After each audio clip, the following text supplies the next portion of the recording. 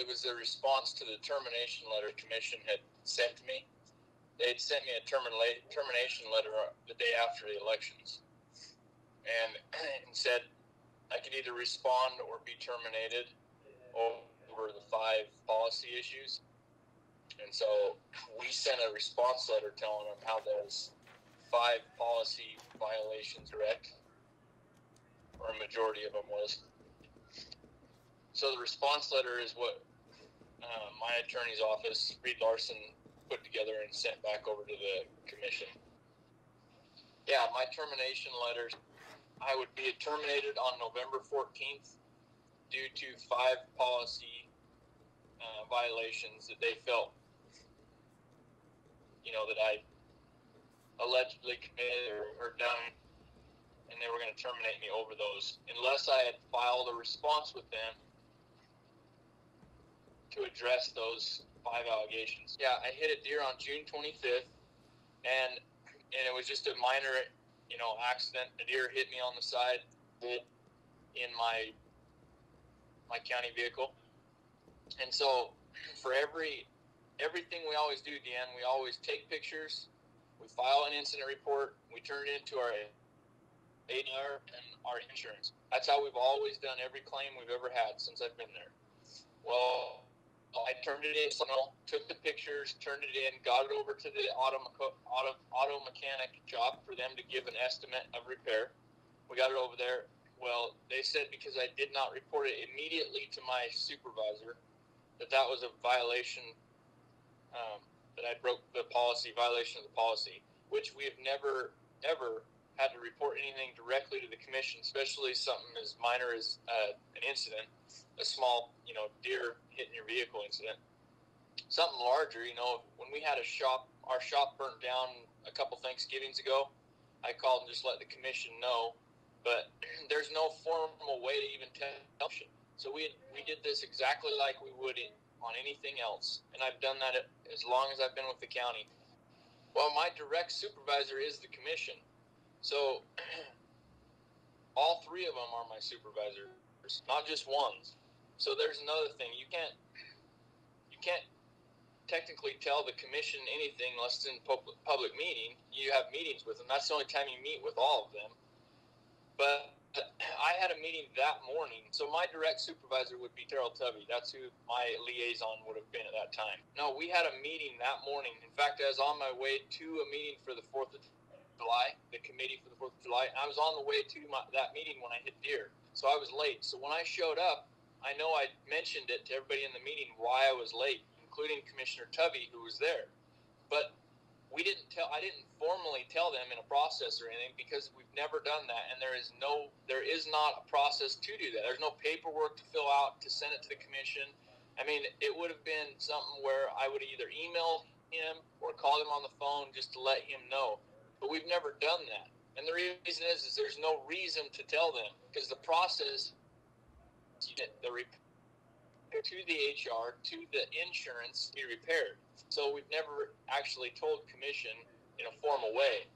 But I did let him know, because I let everybody in that meeting know why I was late. To set a timeline, what happened was I had went into the county, and I had talked to the commission on the phone and through text messages about some problems with the county and the way things are, happening and what's making our difficult, and how it's, all the issues that so I took it to them. So I brought to the attention of the commissioners some issues that were, making our job and the operation of the facility difficult. Never got anywhere with that. Okay. And they kept telling me, well, we'll get back with you. This is ridiculous. I can't believe this. We'll get back with you. Never got anywhere.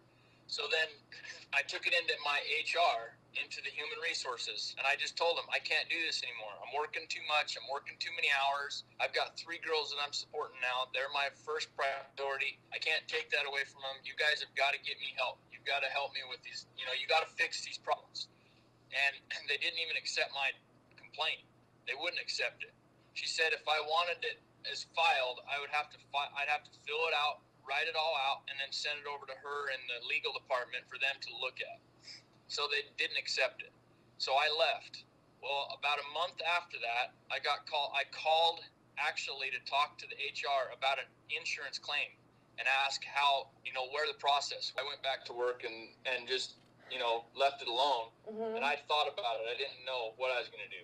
I knew that they didn't accept it, so I didn't know exactly what I was going to do. Well, I called her about a month later, the HR, to talk to her about... Who's HR? Bobette Wilson. Okay. She's our HR. Okay. And I called her to talk to her on another issue, just about a normal business insurance claim, where it was at, the process, And on the phone, I said, have you thought any more about our conversation that we had about a month ago? And she said, yeah, I have, and I'd like to talk to you. Why don't you come in tomorrow? So she said, why don't you come in tomorrow morning and we can talk about it? And I said, okay. So I went in that morning on August 15th to talk to her about what I had taken to her a month ago. And when I got there, she had a letter of suspension for me. And it said, at this time, we're going to place you on suspension, and we can't give you any information. It's just a personnel matter. And we're going to do a full investigation. And that's all that was told to me. That's the last time the county's ever talked to me. On August 15th. That's the last time they've ever talked to me or told me anything. They really didn't tell me anything that day. They just said, we're placing you on administrative leave. So they did that. Well, was it paid administrative leave? It was paid administrative leave for the first little while. So and in that, it said that I can't be in any private offices, specifically. It said any private offices, I can't take any paperwork home, and I can't have any contact with anybody that has alleged, made an allegation towards you. So, and I don't know who that would have been anyway, because they didn't say anything. But those were the three things that I could not do. And then I had to talk to them. I couldn't really talk to anybody, but I had to talk to them if they were to call me. But they never did call me or talk to me or anything. So basically, it didn't really tell me anything. Well, then on August 29th, the one thing it said is that I had to give them a full report of everything going on at work and all of the stuff that I've been doing with, so they had it. So I'd filed, about a week later, I did that report, filled it all out. I couldn't use a county networking system, couldn't use the email system. So I dropped it off at the HR. I pulled into HR. Well, you have to go through the closed gate out at Road and Bridge. That's where the county HR's is actually at Road and Bridge. So there's a gate. I don't know if you noticed on South 5th, there's a gate there that it's open Monday through Thursday because that's when Road and Bridge is open. So when I pulled up to the gate, I typed in my code, pulled around there to HR. Well, you can't see if HR is even there at their office unless you go through that gate. So I pulled in with my kids, with my horse trailer, and pulled right up next to the HR, walked up to the door, they were closed. I got back in my truck, talked to one of the Road and Bridge employees that was there on off hours, and I left. That Monday, they sent me a letter and said that I had violated my suspension. I'd violated my suspension conditions, and they were taking my pay away. And it was because I had went through that gate, and they said I couldn't go through that gate. But that's where our HR is. That's the only spot. You can't get to our HR unless you go through that gate. So that was the first thing that we made an appeal towards, because it isn't right. I didn't break any notice, any part of my suspension. They told me I was supposed to go to HR to turn in this report. And then if they took away my suspension by going through the gate, that gate, first of all, HR shouldn't be behind a closed gate. Second of all, I've called all morning. There's no hours of operation. I thought she worked Monday through Friday because the commission changed their hours Monday through Friday. So when I pulled in there and turned, all we did is pulled in and pulled back out, and they'd taken my pay away for going through that gate. The day after the election. The day after the election. So that's not coincidental. They waited 3 months. They didn't say one word to me. They haven't talked to me. They made me use all of my vacation down to nothing, and then fire me the day after the elections. The high school rodeo, 36,000 to be there. And then Commissioner Tubby getting on the Facebook and saying, that's not true, you guys don't know what you're talking about. And then the letter coming out saying that the commission knew that they were charging them 36,000 and that they just couldn't find it affordable to have them in our, to keep doing this event in our community. A lot of these problems I've taken to Commissioner Tubby personally because he's been my liaison for 2 years. So he's known about them. He's known about all the problems we've had with the auditing, with the clerk's office, with all of the ever-changing, different requirements they're putting on us that we can't even follow. I mean, you can't run an operation when your practices change every time you do them. Anytime you do anything, the rules change. And it's hard to even function if every time you do anything, you got to change and, deal with the consequences or the wrath of the auditing department. I mean, they're out, just like right now, they're out saying that they want to make money, right? That's why they want this facility, is they want to make money to make up the loss for the wellness complex. But the audit, we get an audit every year, and that auditor come in last year, and we had been trying to make more money. The auditor told us, he says, that's not your guys' job. You can't do that. You can't make money. So we have the auditing department that's telling us one thing, and the commission telling us another. But even then, they haven't told me anything. In fact, I went to the commission twice in the last year and asked them, how do you want me to operate? Because I'm only operating off what the last commissions wanted. So I'm only doing what they wanted. What do you guys want? What do you want to see? Do you want to see this facility ran with a lot of events? Do you want to see it make money? Do you want to see it for, nonprofit groups? What do you want to see this facility do? And they said, what you're doing is exactly what we want to see. You're doing an amazing job. Keep it up. So then to go from that to being completely fired over 5 policy issues, there's something way off on it. That's why, I could have went media and pushed a lot of this out before, dealt with the, what had happened before the election. I could have went out and told everything I thought and all the problems that I could see in the county. The reason I didn't is because I felt like I gave the commission their chance to do their part, to look into all this and talk to me. And they wouldn't surely fire me over 5 policy issues or without talking to me. So I gave them their opportunity, and I put my trust in the commission to do their part. And then the day after the election, they sent me a letter saying you're fired. And then they wouldn't talk to me. I mean, we filed that response on the 19th of November. And they sent me a letter saying that we're still terminating you on the 19th of November. My termination letter was the 14th. My termination date was actually the 14th, but our appeal and the response was on the 19th. So it was after the 14th. So that's what I'm saying. They didn't even consider our response. They just still fired me on the 19th. But the official date was the 14th. So they didn't take anything that my attorney or I had given to them at all. They didn't even look at it. So when Commissioner Bullock in the paper, like he said, he says, if anything new would have come up, we would have looked into it. But those 5 issues that they terminated me over, 4 of them we showed them were incorrect, were wrong. And one of them was the commission's fault altogether. They had actually done what they were firing me for. It wasn't me. We gave that to them on the 19th. They didn't even consider it. They didn't take one more day, nothing. They sent me a letter on the 19th, the same exact day, saying we're terminating you. So they didn't even look into it. The option to either resign or be terminated. And I didn't resign. I've done a good job. Their policies, their number 1 policy in their book says that above anything else in the policies, you're to provide the highest quality and quantity of service to the public. That's number 1 above anything else. I've done that. Over the 6 years, over the 10 years I've worked there, that's exactly what I've done. And if you read Facebook, if you talk to people, they're upset. They've seen what we've done. They've seen the work we've done. The people that have been up there know that I've lived there. My family's lived there. We've worked all the way through there. I've sacrificed a lot of my own personal time, my own personal money.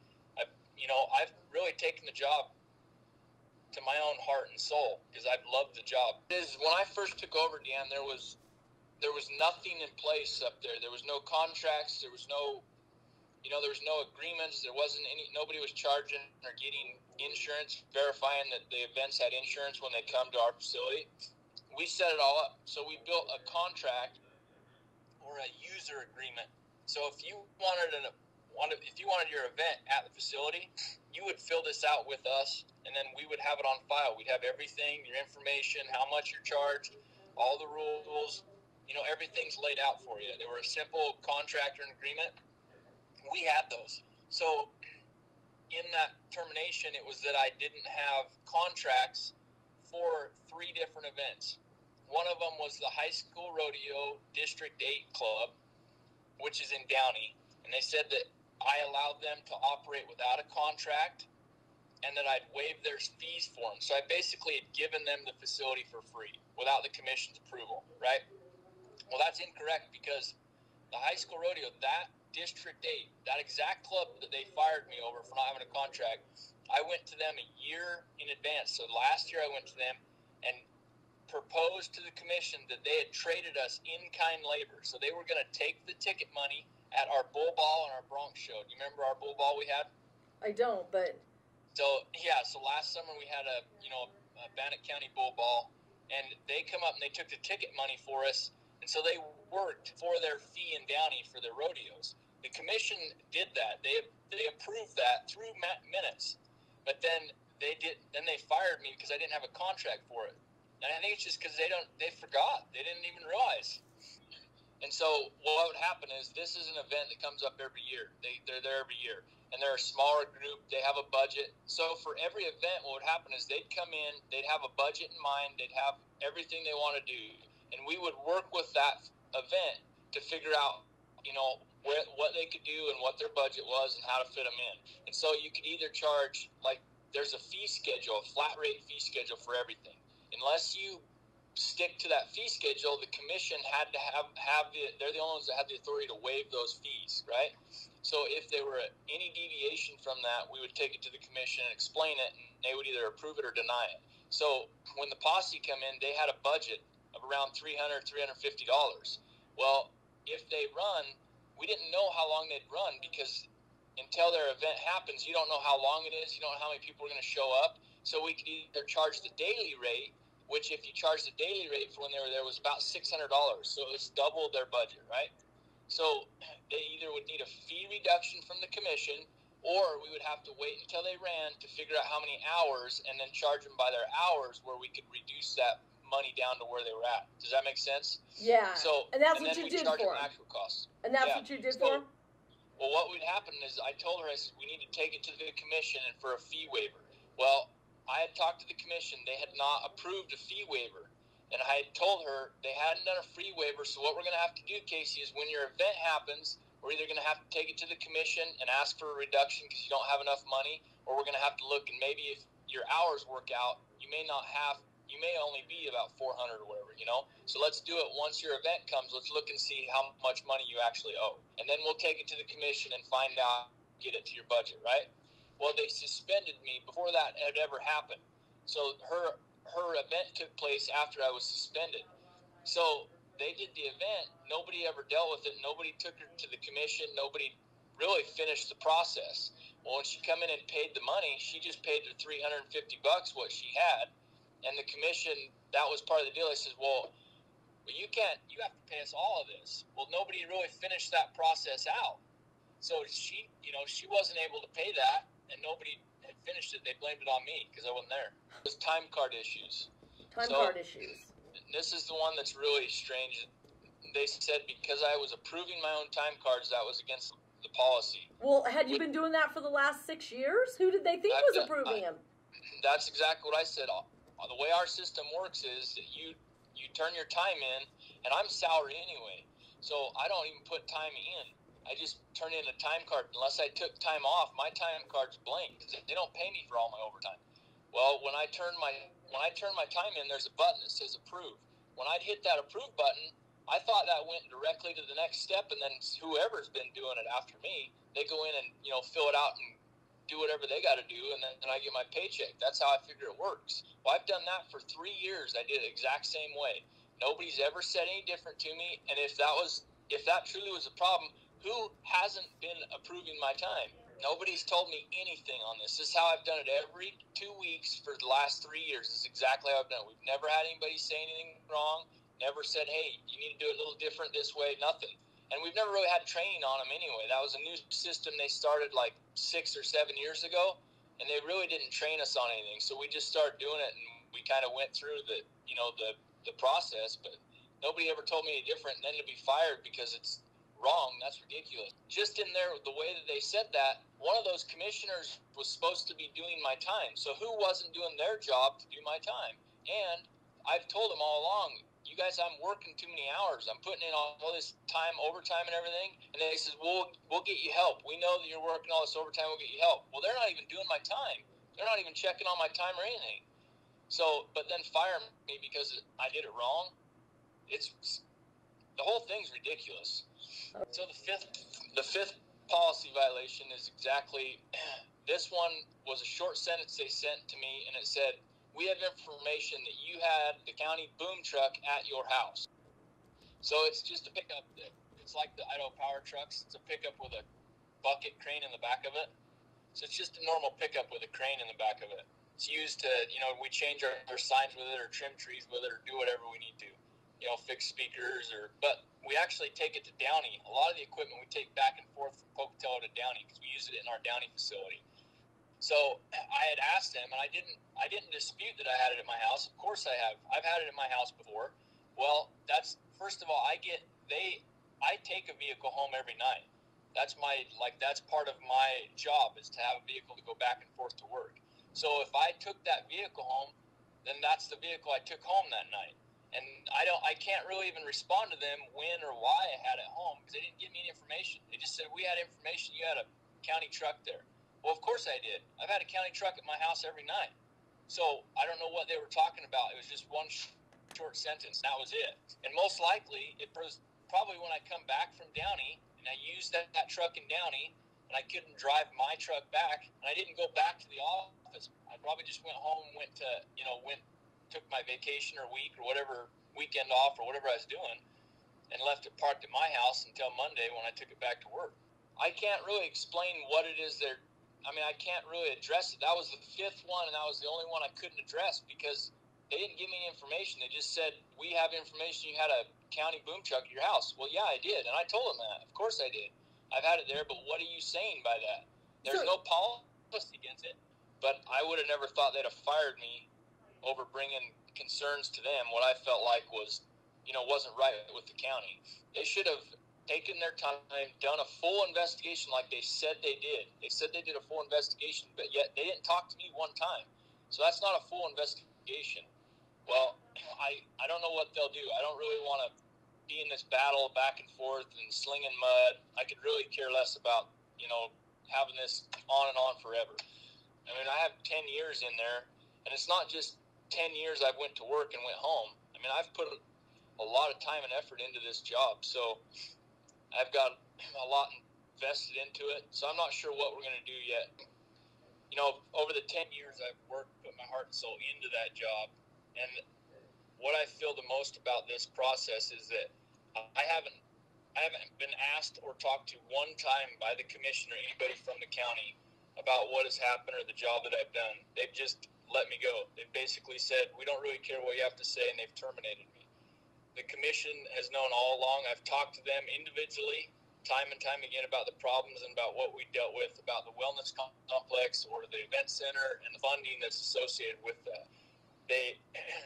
I feel like to go 3 months to suspend me, not talk to me, and then the day after the election send me a letter and fire me was just a terrible way to handle this whole situation, and then not to take anything into consideration that I've given them in response.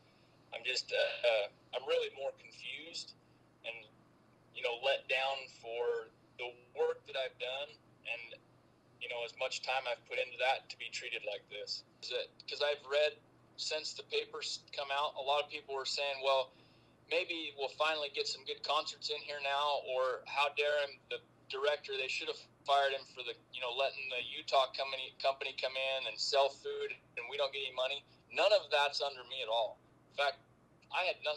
We inherited that. I couldn't do anything about it. The commission is the one that did that. We didn't have anything to do with that. So people need to know that. That wasn't me or my staff. They should be doing something to address it. If they truly are worried about the money, Deanne, if they're really worried, if that's what they're saying is that we need to find funding, we need to do more money, why are they not pushing this contract and getting more concerts in, or making it to where we make more money on the concerts we have now? They're not doing anything about it. So that's what makes me believe that if they truly want to look for ways to get money, why are they not doing any of this?